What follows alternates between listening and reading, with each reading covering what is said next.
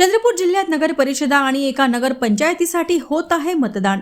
वरोरा नगर परिषद निवडणुकीसाठी खासदार प्रतिभा धानोरकर यांनी केले मतदान। सर्वांनी मतदान करण्याचे केले आवाहन। मतमोजणीत गुलाल आपलाच आहे असा केला दावा। चंद्रपूर जिल्ह्यात 9 नगर परिषदा आणि 1 नगर पंचायतीसाठी मतदान होत आहे। त्यापैकी एक असलेल्या वरोरा नगर परिषद निवडणुकीसाठी खासदार प्रतिभा धानोरकर यांनी सकाळी लवकर पोहोचत मतदान केले। खासदार धानोरकर यांनी सर्वांनी मतदान करण्याचे आवाहन करत मतमोजणीत गुलाल आपलाच असेल असा दावा केलाय।